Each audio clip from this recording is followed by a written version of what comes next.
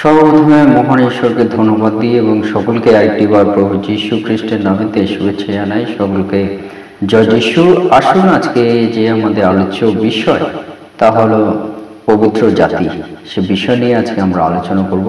এই মুহূর্তে যতজন ঈশ্বরের সন্তানেরা আপনারা যুক্ত হয়েছেন শুরু থেকে শেষ অবধি ঈশ্বরের বাক্য শোনার জন্য অনুরোধ থাকলো। আসুন আমরা এই সময় ঈশ্বরের বাক্য আমরা শুনি।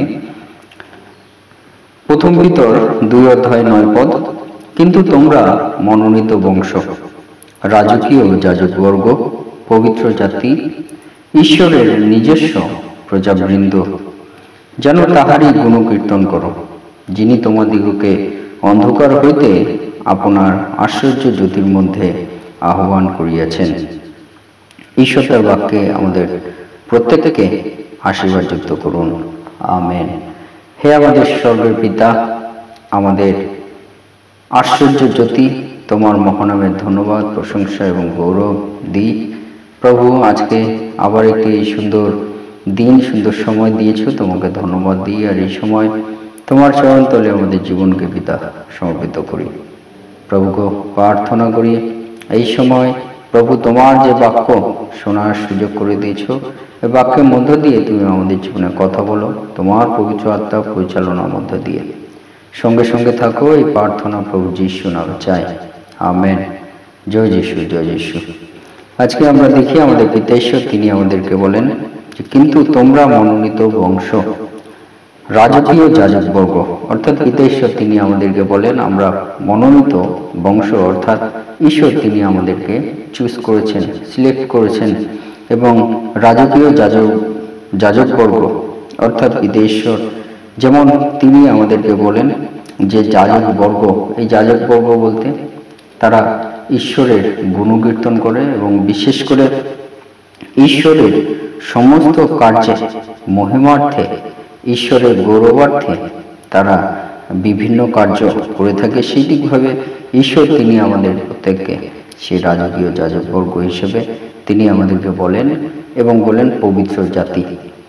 পবিত্র জাতি যে বিষয় নিয়ে আজকে আমরা আলোচনা করব, এবং ঈশ্বরের নিজস্ব প্রজাবৃন্দ, ঈশ্বরের প্রজাবৃন্দ, প্রজা আমরা কাদের আমরা বলি যে রাজা থাকলে প্রজাও থাকে, সেটিভাবে ঈশ্বর তিনি আমাদের রাজা, আমরা তার প্রজা।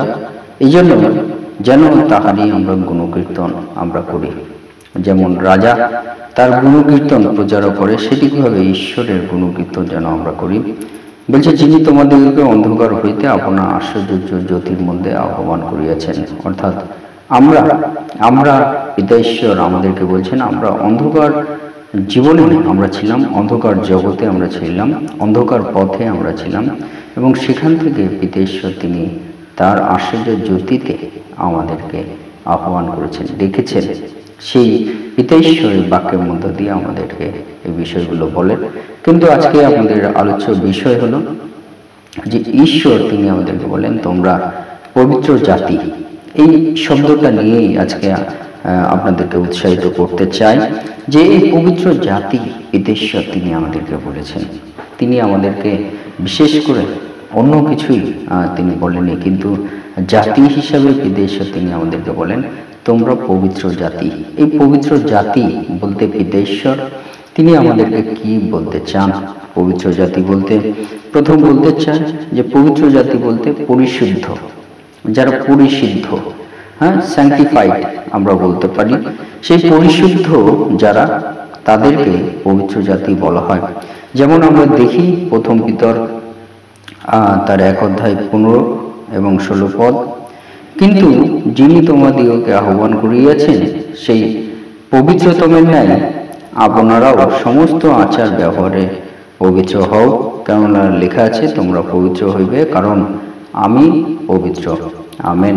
অর্থাৎ পিতা ঈশ্বর তিনি আমাদেরকে পবিত্র জাতি বলতে আমাদেরকে পরিশুদ্ধ হওয়ার বিষয়ে তিনি আমাদেরকে বলেন যে পিতা ঈশ্বর তিনি পবিত্র, আমরা যেন তার মতো করে পবিত্রতায় আমরা থাকি।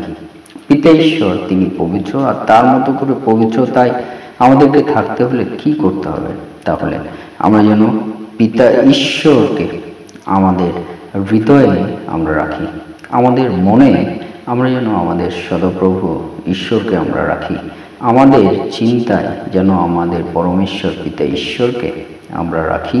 পিতা ঈশ্বর তিনি আমাদেরকে বলছেন যে যিনি তোমাদিগকে আহ্বান করিয়াছেন, যে ঈশ্বর আমাদের প্রভু যীশু তিনি আমাদেরকে আহ্বান করিয়েছেন, এবং সেই পবিত্রতমের ন্যায় যেন আপনারাও সমস্ত আচার ব্যবহারে পবিত্র হও। অর্থাৎ যে প্রভু যীশু তিনি আমাদেরকে আহ্বান করেছেন, এবং সেই প্রভু যীশুর ন্যায় যেন আমরা সমস্ত আচার ব্যবহারে আমরা পবিত্র হই। অর্থাৎ আমাদের চিন্তায়, আমাদের কার্যে, আমাদের ভাবনায়, আমাদের মনে, আমাদের হৃদয়ে, আমাদের কার্যে, সমস্ত জায়গায় যেন আমরা পিতা ঈশ্বরকে আমাদের জীবনে আমরা রাখি, প্রথমে আমরা যেন রাখি।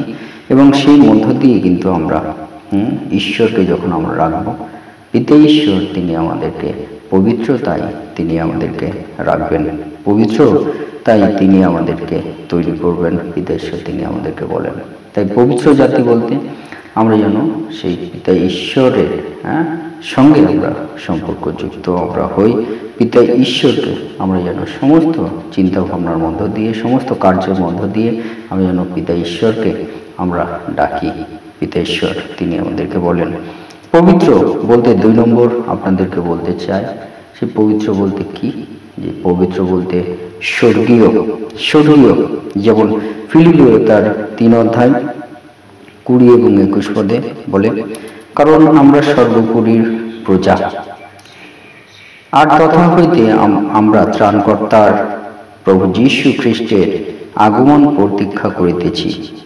তিনি আমাদের দীনতার দেহকে রূপান্তর করিয়া নিজ প্রতাপের দেহের সমরূপ করিবেন, যে কার্য সাধক শক্তিতে তিনি সকলেই আপনার বশীভূত করিতে পারেন, তাহারই গুণে করিবেন। Amen, hallelujah. অর্থাৎ পবিত্র জাতি বলতে আমরা পিতা ঈশ্বর তিনি আমাদেরকে বলেন স্বর্গীয় জাতি, অর্থাৎ স্বর্গের জাতি।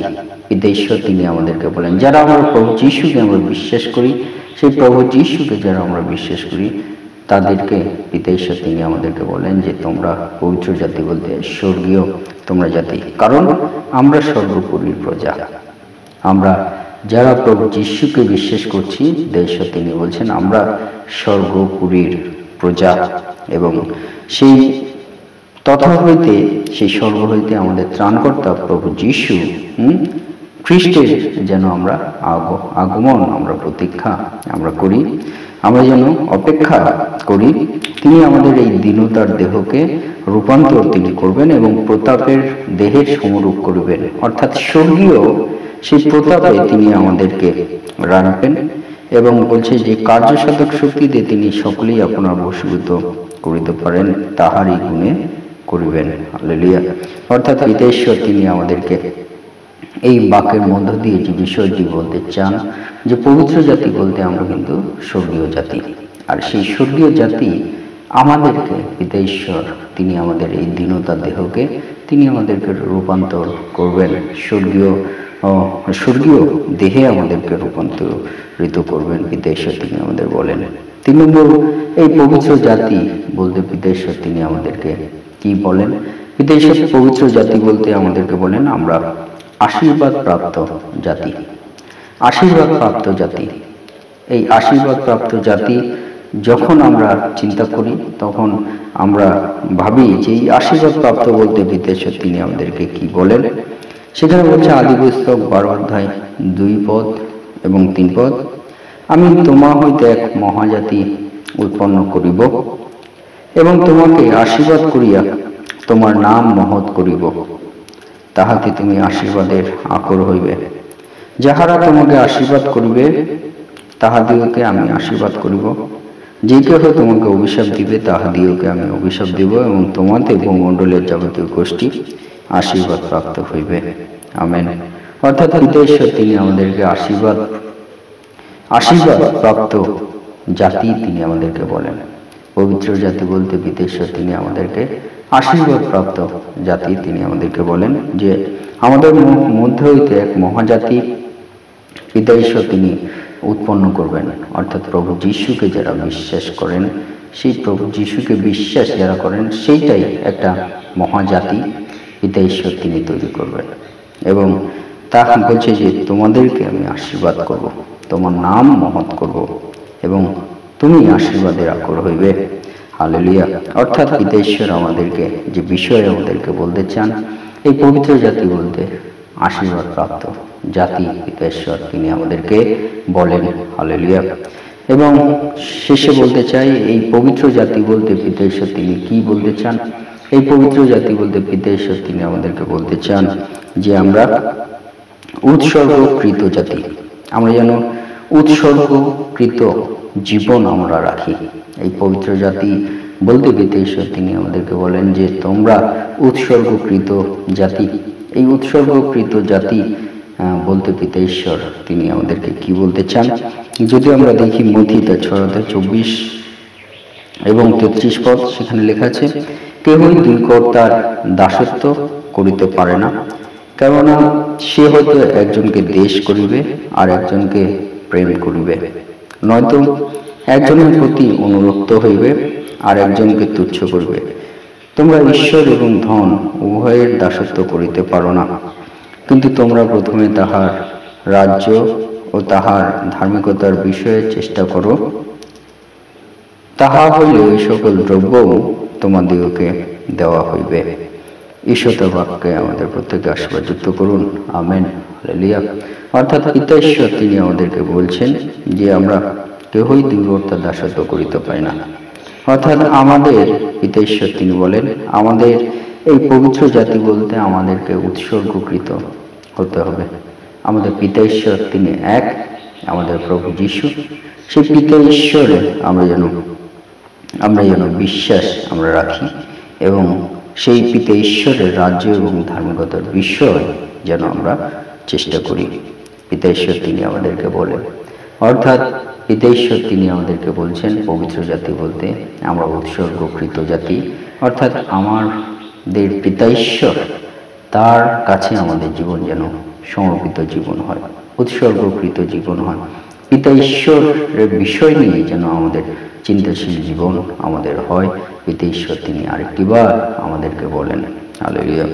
এবং শেষে বলতে চাই যে আমরা এই পবিত্র জাতি বলতে শেষে বলতে চাই আমরা যেন ঈশ্বরের কার্যে আমরা যেন নিজেদের জীবনকে ধ্যানপূর্বক আমরা রাখি, কারণ নৈতিকভাবে এবং আত্মিকভাবে এটাই হলো উত্তম। পবিত্র জাতি বলতে পিতা ঈশ্বর তিনি আমাদেরকে বলেন যেন ঈশ্বরের কার্যে আমরা যেন ধ্যানপূর্বক আমরা থাকি, কারণ নৈতিক এবং আত্মিকভাবে এটাই হলো আমাদের কাছে উত্তম বিষয়।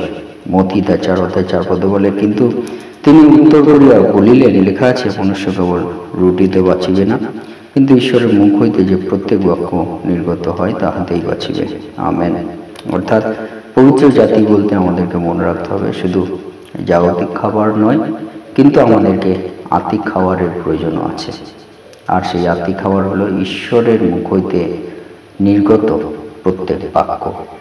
আর পবিত্র জাতি বলতে পিতা ঈশ্বরের সেই প্রত্যেক বাক্য ভোজন করার প্রয়োজন আছে, প্রত্যেক বাক্য পাঠ করার প্রয়োজন আছে এবং আত্মিক জীবনে সেই বাক্য ভোজন করার প্রয়োজন আছে। যেমন আমরা এই শারীরিক শরীরকে রক্ষার জন্য আমরা জাগতিক যা খাবার আছে সেইগুলো আমরা ভোজন করি, সঠিকভাবে আমাদেরকে আত্মিক জীবন রক্ষার্থে পবিত্র জাতি আমাদেরকে হতে ঈশ্বরের বাক্য ভোজন করার প্রয়োজন আছে। কারণ লেখা আছে ঈশ্বরের মুখ হইতে যে প্রত্যেক বাক্য নির্গত হয় তাহাতেই বাঁচিবে।